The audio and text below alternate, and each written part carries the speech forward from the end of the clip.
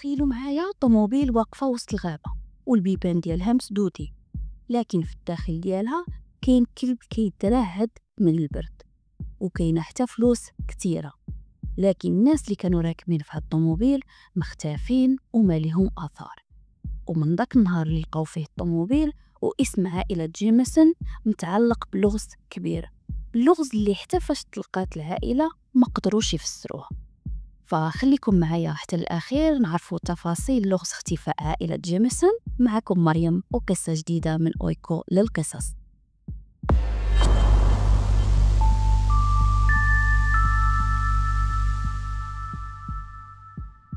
السلام عليكم، كيف دايرين؟ كنتمنى يا ربي كلكم تكونوا على خير وبخير.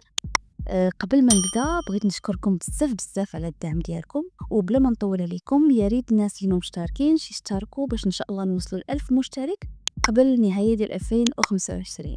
راه باقي غير شهرين. يلا دابا نحاولوا نكتشفوا اللغز ديال عائله جيمسون. مدينه صغيره سميتها يوفولا بولايه اوكلاهوما.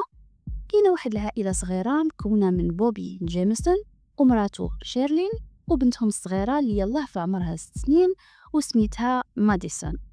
بغاو يبدلوا الجو ديال المدينه ويشريو شي ارض صغيره هكا في الجبل ويمشيو يعيشوا فيها باش يبعدوا على الصداع والتلوث ديال المدينه. والمنطقه الجبليه كان سميتها ريد اوك. وماشي غير يتحولوا للدار، لا، الحلم اللي اختاروا واللي كان دائما في بالهم انهم ياخذوا واحد الكونتينور هذا ديال السلعه ويعيشوا فيه وسط هذيك الارض اللي غادي يمشيو يشريوها في منطقه جبليه. هاد الكلام اللي قلت لكم هو اللي كانوا باغيين يوصلوه للناس والجيران اللي باغيين يتحولوا. لكن كاينه واحد الحاجه، الجيران ديال هاد العائله في هاد العام بالذات واللي هو 2009 بداو كيلاحظوا شي حوايج غرابين على العائله. مثلا الام تشيرلين ولات دائما ساكته، ماشي بحال الاول، كانت اجتماعيه اكثر وكتهضر مع الناس اكثر. وراجلها بوبي كان دائما كيهضر على ناس تابعينه وباغيين يديروا ليه شي حاجه خايبه، لكن علاش وكيفاش ما كانش كيوضح اكثر من هكا. ونهار 8 اكتوبر غادي يبداو يستعدوا هاد العائله ويحطوا الحوايج ديالهم في طوموبيلتهم باش يتحولوا.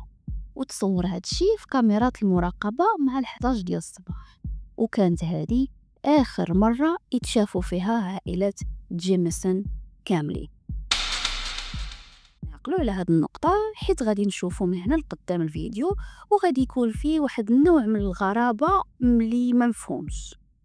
المهم من بعد هاد النهار ام شيرلي واللي هي كوني ريتشاردز حاولت تعيط على بنتها، لكن التليفون ديالها كان كيصوني وبنتها ما كانش تتجاوب.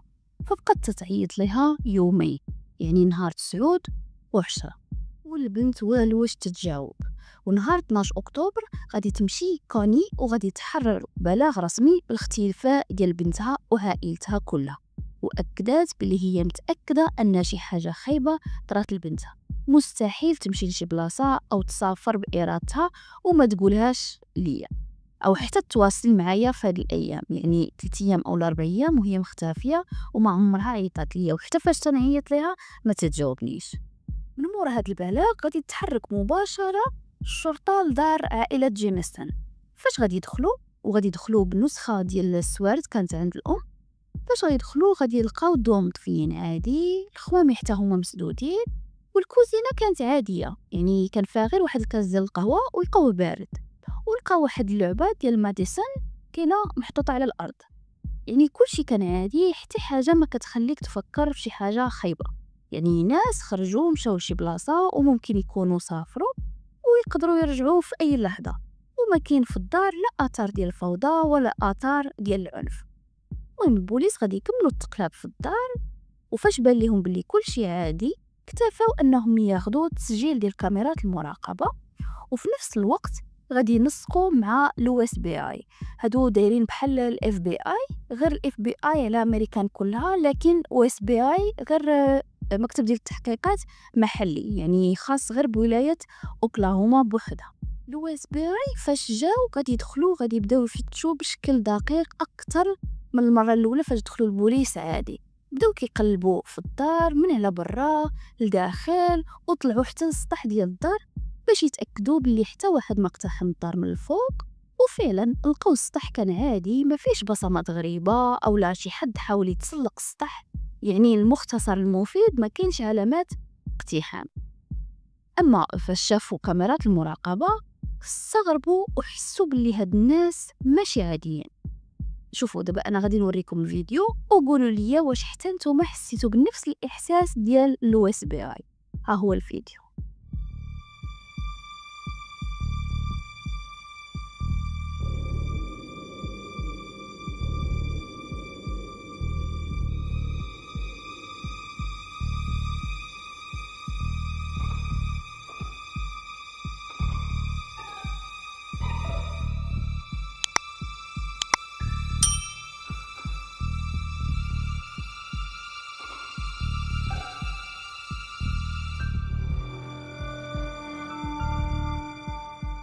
ايوا شنو بان لكم في الفيديو؟ يعني العائله كيدخلوا كيعاودوا يخرجوا كيعاودوا يدخلوا بزاف ديال المرات باش غير يحطوا هذوك الحوايج في الطوموبيل، ووجههم كان جامد وكانهم ماشي ناس عاديين، وكانهم جثث او لا روبوتس. يعني غاديين جايين غاديين جايين بلا ما يشوفوا في بعضياتهم او حتى يهضروا او لا ينطقوا بشي كلمه بيناتهم. واحد المحقق قال بالحرف الفيديو كان عبارة على حركات متكررة، يعني بحال الروبوت، حرفيا بحال الروبوت. واخ دابا هاد اللقطة اللي شافوها المحققين بدات كتزرع الشك عندهم، وبدا كيجيهم واحد السؤال في بالهم، واش هادشي اللي كانوا كيشوفوه في التسجيل ديال كاميرات المراقبة عنده علاقة بالاختفاء؟ فهنا لو اس بي اي ما غاديش يكتفيو غير بهذا الشيء، غادي يديروا تفريغ ديال التليفون وغادي يلقاو اخر مكالمه داروها عائله جيمسون نهار 7 اكتوبر، وكانت مع وسيط عقاري وسميتو كاني فارمر. البوليس فاش غادي يستجوبوه غادي يعرفوا منه باللي هو اللي كانوا غادي ياخذوا من عنده الارض في المنطقه الجبليه ويمشيو يعيشوا فيها، وغادي يقول لهم باللي انا فعلا دويت معاهم نهار 7 اكتوبر وكان عندي معاهم موعد لكن ما جاوش، وحتى فاش حاولت نعيط لهم ما كانوش كيجاوبوني. ونهار 14 اكتوبر البوليس غادي يكونوا فرقه باش غادي يمشيو يشوفوا الارض اللي كانت عائله جيمسون غادي يشريوها. البوليس هما غادي يتفاجئوا، يعني حيت الطريق كانت مازال ما مصلوحاش، كانت غير التراب وجات وسط الغابه. فاش وصلوا المحققين لقاو الارض خاويه وما فيها لا علامه ديال الرويد او لا شي حد سبق وخيم تما او حتى شي حاجه، يعني ما كاين والو. الخلاصه ان العائله ما وصلتش لهاد الارض نهائيا. دابا السؤال المطروح، فين هي العائله؟ واش اختفت بارادتها ولا بسبب جريمه؟ نهار 16 اكتوبر واحد الصياد غادي يبلغ على واحد الطوموبيل خلينها ماليها في الطريق ديال الجبل. لفتت الانتباه ديالو حيت الطريقه باش واقفه غريبه، وزياد على هادشي ما فيها حتى واحد، واقفه غير هكاك. فهنا البوليس غادي يسمعوا البلاغ وغادي يمشيو على الفور يشوفوا شنو هاد الطوموبيل وعلاش واقفه تما. فاش غادي يوصلوا غادي يلقاو بلي هاد الطوموبيل ديال بوبي جيمسون.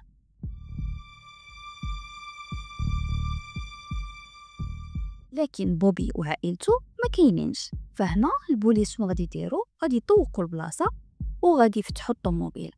هنا غادي يتفاجئوا، غادي يلقاو واحد الكليب اللي مازال صغير، كلب ديال العائله باين عليه الضعف، كان مسكين حرفيا كيموت من الجوع والعطش وميت من البرد.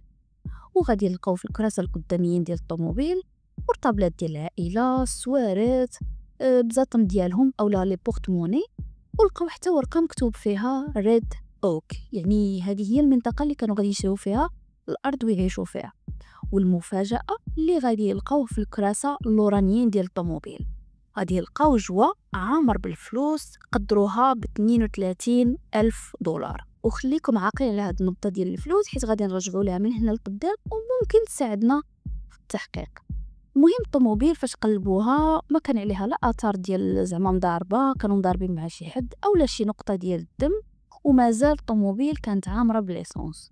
والبيبان ديال الطوموبيل ما كانوش مسدودين بالساروت، هما مسدودين لكن غير هكا ماشي بالساروت. هادشي علاش البوليس جاو وقدروا يفتحوها بسرعه. يعني هادشي كيبين انه حتى واحد ما اقتحم طوموبيل زعما بهدف السرقه ومن بعد صفاها العائله. وحتى الا كان هذا هو او هذه هي الاحتماليه الكبيره والاحتماليه الصحيحه، علاش غادي يخليو الكلب عايش؟ يعني اغلب المجرمين فاش كيصفيو لشي عائله اولا شي واحد كيقتلوا ليه الكلب ديالو اولا الحيوان اللي كان معاه. فهنا هاد الشيء عطى عاوتاني لغز جديد. هنا الحاجه الوحيده اللي مؤكده انهم خاصهم يقلبوا على العائله. اكيد ما خلوش الطوموبيل فيها الفلوس ومشاو بمحض الاراده ديالهم. وممكن يكون العكس صحيح. فنهار 17 أكتوبر غادي يخرجوا بالكلاب البوليسية، غادي يستعملوا الدرونات، واللي كانت في هذاك الوقت في 2009 كانت مازال تقنية جديدة. غيخرجوا بالطيارات صغار والكلاب بقات كتقلب حتى غادي توصل لواحد النقطة وغتوقف. هذيك النقطة كانت حدا الواد صافي، والكلاب ما بقاتش كملات. يعني ممكن أنها آخر بلاصة وصلوا لها هاد العائلة هي هاد النقطة صافي، وغبر لهم الآثار وكأن الأرض حرفيا بلعاتهم. المحققين فاش غادي يلقاو الطوموبيل غادي يعاودوا يرجعوا باش يقلبوا الدار مره واحده اخرى، لكن هذه المره غادي تكون بشكل اعمى. دوك كيقلبوا في المجوهره ديال الدار، البلاكارات، يعني كيقلبوا اي نقطه من الدار. وهنا غادي يلقاو الساك ديال شيرلين، وغادي يلقاو منه واحد الدفتر كانت كتكتب فيه بيديها وكاتبه شي حاجات لي غرابين وكلمات اولا جمل اللي كانوا ناقصين ما مكمولينش. مثلا كاتبه الناس كيتبعونا، الشر هنا، ما غاديش نهربوا كفايه. يعني بحال هذه الكلمات اللي كانوا مكتوبين في الدفتر وكانوا بزاف. انا عطيتكم غير امثله، وهذا الشيء اكداته الشهادات ديال الجيران اللي كلهم قالوا باللي بوبي كان كيهضر على ناس كيراقبوه، لكن ما كانش كيوضح اكثر باش يفسر لهم علاش غادي يراقبوه وشنو ممكن يديروا ليه. وشارلين غادي تقول الام ديالها قبل ما تختفي انها كانت كتسمع خطوات بالليل في الدار، شي حد كيتمشى وسط الدار، وهذا الشيء الام عطاتو كافاده عند البوليس. فهنا المحققين شنو غادي يديروا؟ غادي يطلبوا خبراء نفسيين اللي ممكن انهم يحلوا الحاله العامه ديال هاد العائله. هاد الشيء اللي لقاوه في الكاميرات المراقبه، الشهادات ديال الجيران والشهاده ديال الام. الخبير النفسي غادي يكتب في التقرير ديالو باللي من خلال هذاك الشيء اللي شاف في تسجيل كاميرات المراقبه عندهم هاد العائله بما لا شك فيه ان عندهم اضطراب. ممكن يكونوا خايفين من شي حاجه، وممكن يكونوا غير كيتخايلوا شي حاجه بحال هكا، يعني ولا عندهم بحال الهوس. ممكن راه ما كاينه حتى حاجه، حتى واحد ما كيراقبهم، لكن هما في البال ديالهم متاكدين ومقتنعين باللي شي حد حطهم في راسو وتابعهم على شي حاجه وباغي يصفيها لهم اولا يأذيهم. الناس في المنطقه اللي ساكنين فيها عائله جيمسون بما انهم مختفين ومازال ما معروفش كيفاش هاد الناس اختفوا بهذه الطريقه وما بقاوش لقاوهم وما عندهم حتى اثار عليهم، فالناس بدات كتخرج بفرضيات. مثلا العائله كتشارك في طقوس دينيه غريبه، كاين اللي كيقول دخلوا للغابه وتوضروا، لكن OSBI في هذيك المرحله قالوا بلي هاد الفرضيات ما كاينينش تماما، حيت ما كاين حتى دليل على انهم مثلا تابعين شي طائفه دينيه. المحققين فاش بقاو يشوفوا كيبحثوا في هذه القضيه، الحاجه الوحيده اللي ما بغاش تنسى لهم هو هذاك الفيديو، حيت كان بحال شي اشاره على انه كاينه شي حاجه ماشي هي هذيك، شي حاجه اللي وقعت لهم قبل الاختفاء واللي بنسبه اكبر عندها علاقه بالتحركات الغريبه اللي كانوا كيديروها في الفيديو اللي سجلتها كاميرات المراقبه. يعني كيفاش كانوا كيدوروا، كيفاش كانوا كيتحركوا وكيعاودوا الحركه 5 المرات، يعني كيمشيو كيجيو كيمشيو كيجيو، وكأن شي حد هو اللي مالك هذوك الخطوات ديالهم، يعني ماشي لنفسهم. نهار 25 أكتوبر من عام 2009 غادي يعلنوا رسميا أنهم غادي يحبسوا البحث الميداني، يعني ما غاديش يبقاو يخرجوا ويقلبوا على العائلة على برا، لكن غادي يبقاو يبحثوا ويحققوا في التليفونات اللي لقاو، الوراق ديال العائلة والآثار ديال الطوموبيل، ربما توصلهم لشي حاجة. لكن حتى حاجة ما تبدلات، وبقات القضية مفتوحة لكن ما فيها حتى جديد، يعني ولات قضية باردة. أما الأم شارلين فبطبيعة الحال عمرها نسات وما عمرها ما غادي تنسى بنتها وعائلتها. يعني كل عام مسكينة كانت كدي وريضة بيضة وكتمشي للطريق اللي لقاو فيها هذيك الطوموبيل وكتحطها وكتهبط للأرض وكتقول بالهمس وكتقول بالحرف غير قولوا لي فين مشيتو. وبقات الحالة هي الحالة حتى لنهار 16 نوفمبر من عام 2013. واحد الصياد وهو غادي مع الجبال في بلاصة سميتها بانولا ماونتن، تقريبا بعيدة بشي 3 الكيلومترات على الطريق ديال ريد اوك، وغادي يشوف شي حاجة بيضاء طالعة من تحت الشجر. ففاش غادي يقرب منها غادي تبان ليه بحال شي عظم، فهنا ما طاقش، فغادي يقرب اكتر عاد باش غادي يفهم باللي هذا هيكل ديال انسان. هنا هذاك الصياد غادي يترعب بالزربه، غادي يبلغ البوليس، وساعات قلال غادي يوصلوا. غادي توصل فرقه من اليو اس بي اي والشرطه المحليه وحتى الادله الجنائيه، واللي شافوه ما كانش سهل عليهم. غادي يلقاو 3 ديال الهياكل العظميه ومن بعدين على بعضياتهم، ولكن على مسافه قصيره. لقاو 2 ديال الهياكل كبار، يعني ديال انسان بالغ، وواحد ديال الوليد او البنيه مازال صغير. هنا الشرطه اول احتمال فاش غادي تشوف هذوك الهياكل غادي يطيح في بالها عائله جيمسون، وغادي تقول بنسبه كبيره هادو هما العائله اللي مختفين، حقاش كانوا قرابين من البلاصه اللي كانوا باغيين يشرو منها الارض. فهنا الادله الجنائيه غادي تجمع الادله والعينات وهذوك العظام اللي كانوا في الغابه باش يدار عليهم فحص ديال الADN اولا فحص الحمض النووي باش يتاكدوا من الهويات ديال الضحايا، ويفحصوا هذوك الهياكل باش يشوفوا واش يقدروا يوصلوا لسبب الوفاه.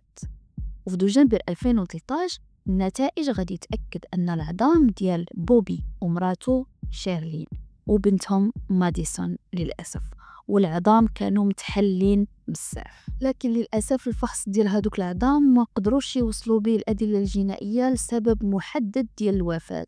ما لقاوش على العظام فيهم شي كسر واضح اولا علامات ديال شي حد مثلا تيرا فيهم بالفردي، ما كاين لا اثر حتى ديال الطعن، يعني شي حد ضربهم بالموس اولا ضربوا مع شي حد قبل الوفاه.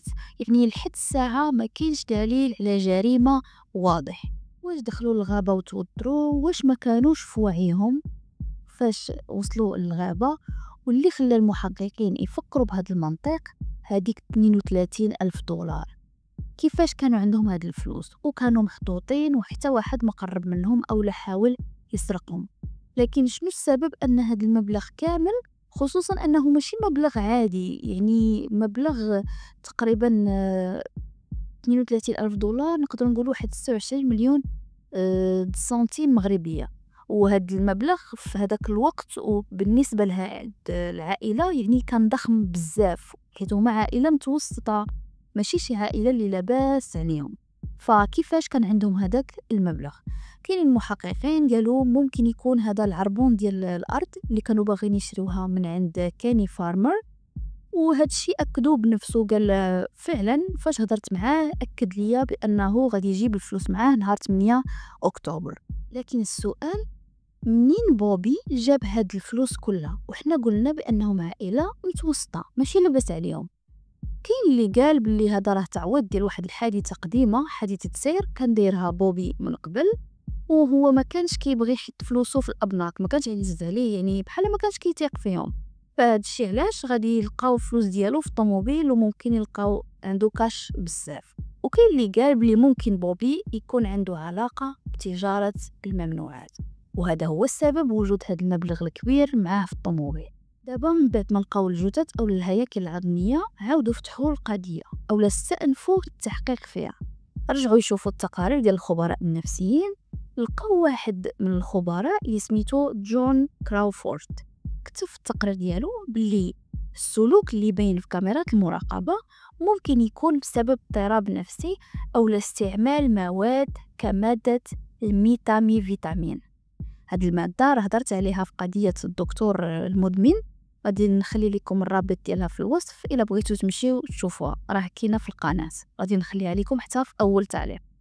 المهم هذا الخبير النفسي غادي يستنتج باللي ممكن يكونوا كيستعملوا هذه الماده، وهذا هو السبب التصرف الغريب اللي خلاهم يتحركوا بزاف ديال المرات بهذيك الطريقه بوجوه شاحبه وكانهم جثث اولا روبوتس. لكن لو اس بي اي غيرجعوا مره واحده اخرى غادي ينفيو هذه الفرضيه حيت ما لقاوش عليها شي دليل واضح. ولكن واخا هكاك الميديا اولا الاعلام بقاو متمسكين باغيين يعرفوا سبب الوفاة، اشنو طرا لهاد العائله، كيفاش اختفاو، كيفاش رجعوا اولا كيفاش فاش لقاوهم جثث، شنو طرا ليهم، كيفاش ما عليهمش علامات الجريمه. وبسبب هذوك التكهنات ديالهم غادي يقولوا باللي سبب الوفاه ما غاديش يخرج على جوج حاجات، يا اما الماده اللي كانوا كيستعملوها الميتاميفيتامين كيف ما قال واحد من الخبراء النفسيين، اولا طقوس دينيه غريبه. والسبب هذاك الشيء اللي لقاوه مكتوب في الدفتر عند شارلين. اجي دابا نهضروا شويه على الفرضيات اللي كان منهم خرجوا من عند الاعلام ولا التكهنات ديال الناس، وكاين منهم اللي خرجوا رسميا من عند المحققين. الفرضيه الاولى هما في الاصل كاين 4 الفرضيات. الفرضيه الاولى ان شي حد صفاها اليوم، يعني فرضيه القتل العمد، وهذا كان اول اتجاه غادي يمشي فيه التحقيق. والسبب ان البلاصه او المنطقه اللي عاشت فيها عائله جيمسون كانت معروفه بتجاره هذه الماده اللي هضرنا عليها من قبل. كيف ما سمعتوا كانوا معروفين انهم كيتاجروا في ماده الميتاميفيتامين، فهذا هو السبب. وفعلا بوبي كان مقدم واحد الشكايه على واحد من الجيران ديالو، وهذا الجار كان متورط في هذه التجاره، فالبوليس فكروا بانه ممكن تكون جريمه بسبب الانتقام، يعني الجار هو اللي يكون صفاها العائله حيت بوبي بلغ عليه. لكن فاش فحصوا الهياكل العظميه ما لقاو لا كسور ديال القرطاس، يعني شحال الترافيان بالفردي، ما كاينش اثار ديال الطعن، وحتى الطوموبيل ما كانتش فيها زعما بصمات غريبه. يعني الفرضيه بقات ضعيفه. الفرضيه الثانيه هي طقوس روحيه، يعني ممكن هاد العائله في هذاك النهار كانت كتمارس شي طقوس غريبه، ملي سالاو اولا فوسط هذوك الطقوس صفاوها لراسهم بيديهم حتى حد ما تدخل. يعني ما كايناش جريمه شي حد زعما دار جريمه فيهم، خصوصا مني كتقراو هذوك الجمل اللي لقاو في الدفتر ديال شيرلين. راه الخبراء فاش فحصوهم قالوا بلي هاد العائله راه كلهم عندهم هوس جماعي، واللي اكد هاد الشيء هما الجيران حتى هما قالوا بلي العائله كانوا دائما كيهضروا بزاف على الارواح وعلى الاصوات اللي في الدار، وكاينين شي خطوات كيسمعوهم وسط الدار بحال شي حد كيتمشى. حتى كاينين تقارير اعلاميه زادوا شويه ديال الملحه فوق هادشي، وقالوا ممكن يكونوا خرجوا يديروا شي طقس روحي في الغابه وماتوا وسط من هاد الطقس. واللو اس بي اي غادي تخرج مره واحده اخرى وغادي تنفي مره واحده اخرى ان هاد النظريه، غادي تقول هادشي ما كاينش دليل عليه، ما لقينا حتى حاجه كتدل انهم فعلا كانوا كيمارسوا شي طقس. يعني ما لقينا شماع، ما لقينا رموز دينيه، ما لقينا حتى حاجه. اما الفرضيه الثالثه واللي كانت اقرب وحده للواقع، هذيك الطريق اللي كانوا غادي يمشيو منها كانت صعيبه بالتضاريس ديالها، يعني غابه ومنطقه بارده. فالشرطه فكرت ان العائله خرجوا من الطوموبيل باش يكتشفوا هذيك المنطقه قبل ما يوصلوا للارض. فاش مشاو يشوفوا دخلوا وسط الغابه شويه، وممكن بسبب هذاك الضباب اللي كان، يعني كانت الدنيا ما كتبان لك حتى حاجه، راه فاش كيكون الضباب راه ما كتبقى تشوف قدامك والو، فربما بسبب هذاك الضباب تلفوا وما قدروش يرجعوا. خصوصا ان درجه الحراره في هذيك الليله بالذات ديال نهار 8 اكتوبر كانت منخفضه بزاف. فالاحتمال الاكبر ان الطبيعه هي سبب الوفاه، ماتوا بسبب البرد والجوع، خصوصا ان الطب الشرعي ما قدرش يحدد بالضبط وقت الوفاه. يعني بقاو تما ممكن مده طويله، وكان البرد بزاف من الليله اللي وصلوا فيها لتما، ما كانوش معاهم ماكله باش ياكلوا، ما عندهمش الماء، فتوفاو بهذه الطريقه. والفرضيه الرابعه والاخيره واللي كانت منتشره بزاف ما بين الناس هي ان العائله تخطفات، وربطوا هذا الشيء بشي طائفه سريه. لكن حتى هذه راه ما كاينش عليها شي شهود موثوقين انهم يقولوا فعلا بانهم كانوا تابعين شي طائفه سريه، ومن بعد لسبب ما خطفوا هاد عائله جيمسون.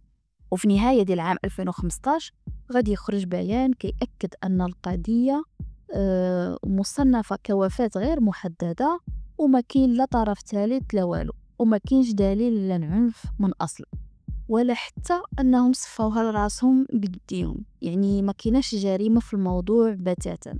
لكن الإعلام باش يسكت لا، القنوات في اليوتيوب، البرامج الوثائقيه، كلهم بقاو كيقولوا بلي العائله ممكن تكون بنسبه كبيره ضحيه ديال السحر.